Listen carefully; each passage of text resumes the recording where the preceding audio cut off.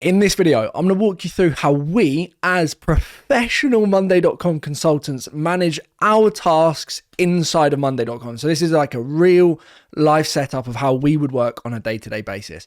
By the way, if you'd like us to help you set up Monday.com for your business, we would absolutely love to help.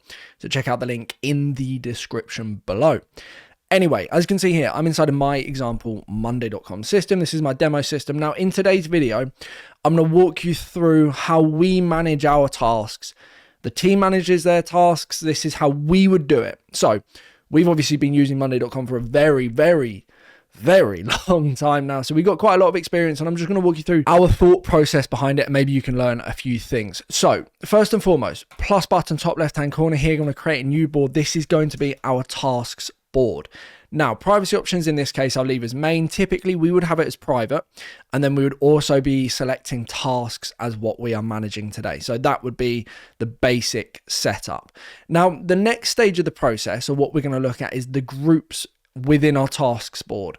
And what you are going to come to learn throughout this video is we really emphasize simplicity. The importance of keeping things as conceivably simple, easy to use, makes using the system, I'm not sure English is making sense today, but it makes using the system a lot easier. It's less convoluted, it's more straightforward, I mean, obviously, and actually the engagement of the platform, because it's easier to use, is higher.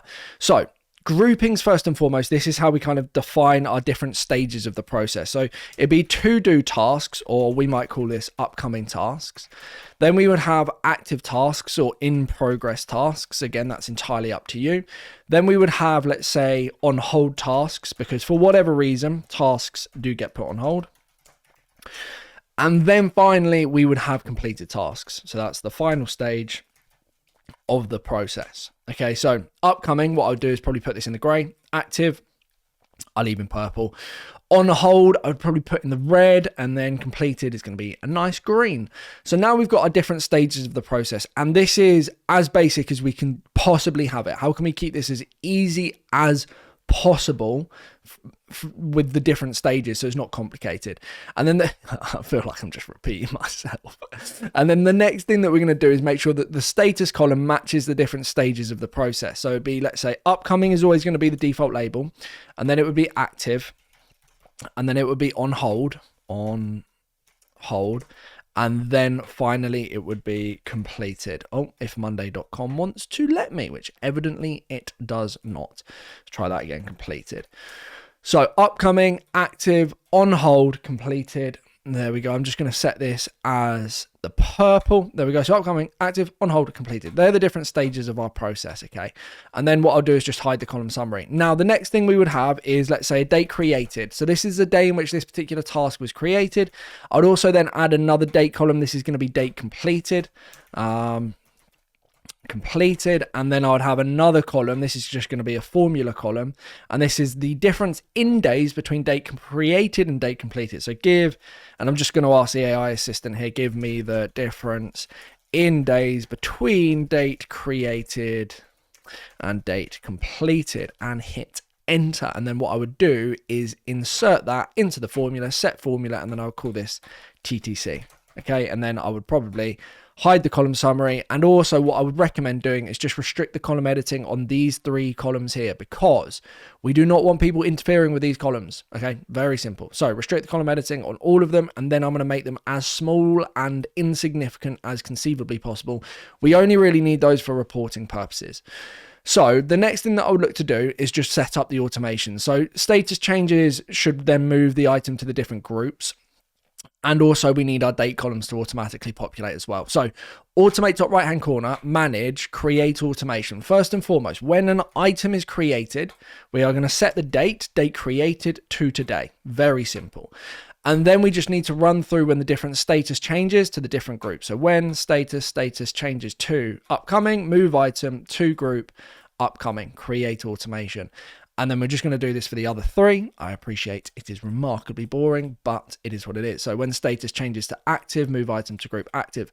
And I will also emphasize, this is exactly what we do. This is exactly what we have set up in our Monday.com system to manage the tasks for our Monday.com clients to set up their Monday.com systems. And then finally, the final automation, when status changes to, and then it would be completed. We're going to move the item to the group completed. And then also importantly, we're just going to set the date, date completed to today. There we go. Cool. And it's done. Create automation.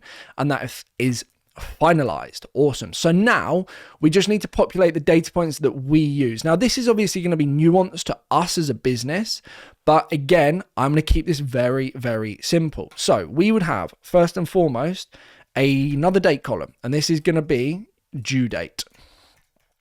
So what date is this particular task due for completion? I would also go to the 3-dotted button, go to settings, and just press set as deadline. So then we would set this as the person column. So what we're essentially telling Monday.com is the person column and the status column is connected to the date column, making this a due date. So if I then enter in the date, you can see here, it has this kind of animation thing. If I change it to on hold, doesn't change. If I change it to completed, it's ruled out. And then if I move this into the past as an example, and then change the status to active, it will alert me that that is behind the schedule, behind plan, whatever the case may be, right? So we would have due date. We would also then have a priority column. And this priority column would be the priority of the task. Very, very simple. So then I'll go hide column summary. Again, pretty easy. Priority column comes pre-populated. One of my team, Alex, likes to change this color scheme. He's more than welcome to, but if you don't like it, you can change it. And then also I would have another status column. This is exactly what we do. And this status column is for your kind of task type. Now we delineate task type between either, in our world, it would be config, so configuration, or it would be development. So it's one of those two things, okay? Development being development related tasks, and that's like coding, integration setup, etc. And then configuration is just Monday.com setup, so exactly what we're doing in this video today. So those are your 2 different ones. And then the final thing that we would have is a numbers column, and this is going to be the estimated effort associated with this particular task. This is by hour, so it'd be est.effort. Now this then works very nicely in conjunction with resource management, but all you'd do is just put, let's say 3 hours we estimate this task is going to take. And honestly, this is everything. This is the entire board setup.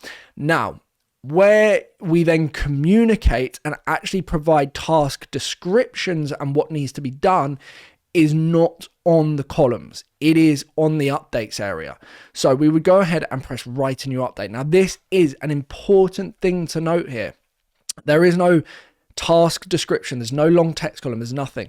We have found, the team as well, obviously, collectively have found that if I write in, this is the task description of what needs to be done for this task, the team can then reply. We can have constant threads of communication in association with this particular task. Questions can be asked, replies, likes, attachments, everything can be added in the update section. So we have found the update section to be far superior if we were to compare it to any other method of communicating the task to other members of the team.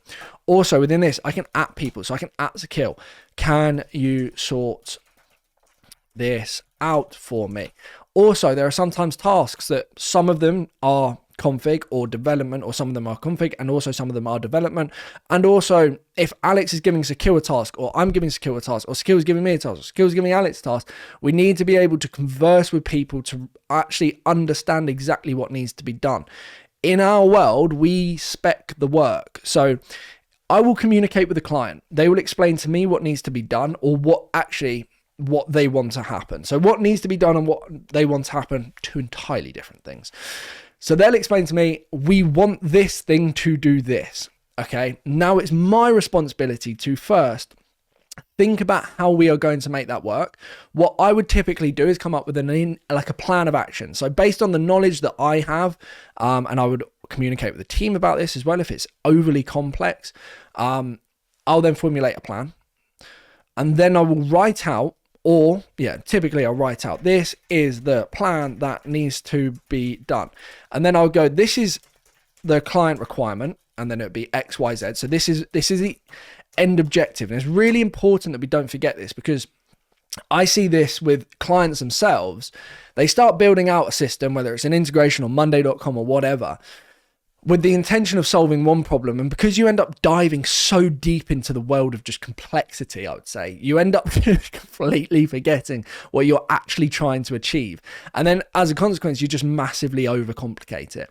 So first and foremost, remembering what is the client actually after? Like what is the problem we are trying to solve? And then, as long as we've got that noted, and that's for reference for me or the person assigning the task and also the person doing the task, then we can go ahead and describe what we think is going to be a suitable plan or approach to solve that particular issue.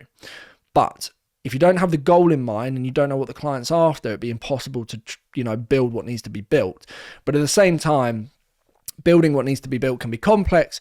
So I would give a detailed plan of how I think that should work, or I think this is a suitable setup. This is my concept. Now, no plan ever survives contact with the enemy. We all know this, but as long as we have a concept, a theory at least, it makes the job of the person that's responsible for the task slightly easier. All this to say, the communication is done within updates. I would then update, post it, they can then reply, communicate, I will then be notified, and the chain of communication can continue indefinitely until that task has been marked as completed. This is very different from using the long description, the long text column, because you cannot have that back and forth communication. It's not as easy, it's not as flexible, it's not as fluid. So we use updates. I thought this would be a worthwhile teaching for you. Also, within our enterprise version of Monday.com, we make a lot of the columns required. So settings set as column as required. So in order to create a new item, you must, let's say, select the priority and whatever else that we deem to be important before creating a task. But the premise of this video is just to walk you through the necessity for updates versus other options. Hopefully this video has been helpful. I appreciate this is a quick run through, but I will emphasize this is exactly what we do. Every single day, all of our tasks are logged in pretty much this exact format, and we use the update section to communicate about those tasks in order to get them completed and transfer information and knowledge between different team members. If you would like us to help you set up Monday.com for your business, we would absolutely love to help. All you need to do is click the link in the description below. Book a call with me. We can have a chat about the issues that you're struggling with, what you are actually looking to achieve. We can come up with a plan of action and then discuss what working with us would look like. And then we can go from there if you wanted to work with us. Thank you ever so much for watching. Hopefully this video has been somewhat useful, and I will hopefully see you in another video. Thank you and goodbye.